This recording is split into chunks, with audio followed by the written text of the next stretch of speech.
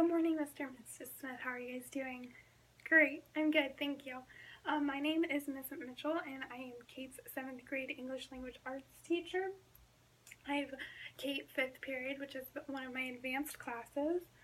I know that Kate is diagnosed with autism spectrum disorder, and I also know that because of this, she has seizures that can stem from it when she gets too anxious or too stressed out. Miss H is a great paraprofessional. I know that's why she's with her to, monitor that, keep that stress and anxiety down to a low. But she has not had one in one of my classes thus far, and I'm going to continue making sure that does not ever happen. Kate is a great person. She loves art. She tells me that Miss Johnson, our art teacher, is her favorite class. She loves drawing. She loves, making friends in class. Her social interaction is amazing. She will talk to almost anyone, at least in my class. She has a great relationship with her peers. She's always talking about her sister and how she loves going outside and swimming. So she's just a great person to have in class. She's very energetic. She's very willing to learn. So a little bit about my course as a whole. We provide students with the abilities in order to analyze and interpret different works and different pieces by different authors and different types of text, so different genres, argumentative, fiction, nonfiction, the list goes on. So it is a pretty intense course. It has a lot of different components that kind of all come together. There's a lot of writing, there's a lot of reading. So it is pretty rigorous at times. Overall, though, we are a fully digital classroom, mine specifically. I would say about 90% when the computers are working, of course, everything is done online. So a little breakdown of kind of my class and what really goes on. Group work is actually 40% of our whole class, so it's very heavily group work and group discussion. I think that is, with other peers, I think that's a big part of it, especially in English language arts with all the different literature and the readings. There's so many different ways to interpret text, so I think group work is a great way to get other opinions and other ways of thinking. Other than that, it's mostly lecture, independent work, and, whole class discussions. Independent work I do like to see, but like I said, it's mostly group work. I like to see that teamwork and that team building. So Kate in my English language arts class is great. She loves to participate. She's very eager to learn, very eager to want to be in class. She's always the first to raise her hand, whether I need a volunteer for reading or if I need a volunteer to, give an answer or anything like that. She is the one I can always count on and call on. She, like I said, she makes great relationships with her fellow peers. There's a lot of group work, obviously, so she really does a great job of, asking someone, hey, do you have a partner? No, can I be your partner? Or do you want to work together today? So she's really inviting, always eager to go out there and make friends. At times, this can kind of get in her way because she is so talkative and really wants to build those relationships that sometimes her and her partner will get off task, but we just refocus and redirect, and Miss H does a great job in helping me with that. So overall, she gets her work done, which is what we're looking for.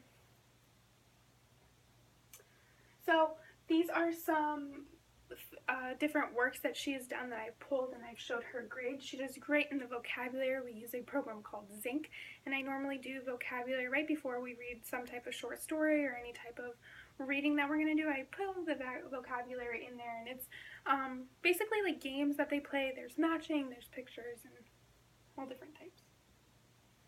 She does struggle with the writing component, which is very hard. It is a tough class and a tough thing to write, so she does kind of struggle on that, but we are continuing to want to make, strides with that and continue improving. Some modifications and accommodations. I really want to start cutting her assignments down so she only has to worry about, what I find most important, and that way it reduces her stress and she only needs to focus on what's on the page. I'm also going to start allowing extended time, especially with those writing assignments because they are so large. I don't want her too stressed out about the time limits and the due dates. I want her to really focus on the writing and the components that go in with that. And then the last thing, we do a lot of diagnostic testing. iReady is the main one, just to see where they are, grade-wise and different types of things like that. So for that, I really want her to start going to a different location, maybe the library or a lab, something that's quiet, and so she can, block out distractions and only focus on the test to, again, reduce that stress and that anxiety so we don't have any seizures. This is just a progress monitoring chart. So her tests are in lime green, her assignments are in yellow, and then her class participation is in blue. In the beginning, she didn't like to participate too much, and I think that was just shyness, and she very much overcame that because now she soared all the way up and is very good at participating in class. Her assignments overall have been really good. She has dropped sometimes, but that's with any student, and week 4 was a very tough week, but as of this last week, she is very high up, so she's been doing great with that. The tests are very hard, they are very rigorous, but she did go up pretty high. She got a 73 on one. That was great. So she has plateaued, but like I said, these tests are rigorous and they are hard. So some different classroom strategies I want to start implementing for her. A lot of them come from Universal Design for Learning, that framework, which is basically that when creating lessons, you make them universal for all students to really start, helping, but I'm really keeping her in mind with that. So these are a few of them. Using technology at all times, because I really think she benefits from technology, and although, like I said, my class is about 90% digital, at times there are, points where we have to go paper. Maybe the internet in my room is down or something like that. So if that case does come up, I want her and Miss H to kind of go somewhere else, and maybe the media center that always welcomes her, and she can do her assignments there so that she's not missing out on that, because I really think the computer benefits. Providing a timer, I want to start posting this timer, and this is going to help all my students. I won't make her feel singled out or anything like that, because I think really all my students can benefit from this. So this will just, say you have X amount of time to do an assignment, and this way they can see it. So it reduces that stress of, oh gosh, when do I have to finish, or anything like that. So I really think that's going to help her. Picture representations. She does struggle with the comprehension portions of our stories and our text. So I think by giving her picture representations, we have a software called Boardmaker, and I think by using that, she's really going to benefit and be able to see what that text is saying for that comprehension. Lastly, I'm going to start implementing graphic organizers. I've done it once before on one of our writing assignments, which you will see, and I think she did amazing. That was her highest writing assignment so far, and I really think that graphic organizer allowed her to put her thoughts on a paper in a structured way to get rid of that overwhelming of, what do I write? So I really think that has helped. These are some examples. So this is Boardmaker. These questions, who, what, when, where, why. We use this a lot in English. So these are just pictures to show, how that Boardmaker works and how it gives that visual to the word.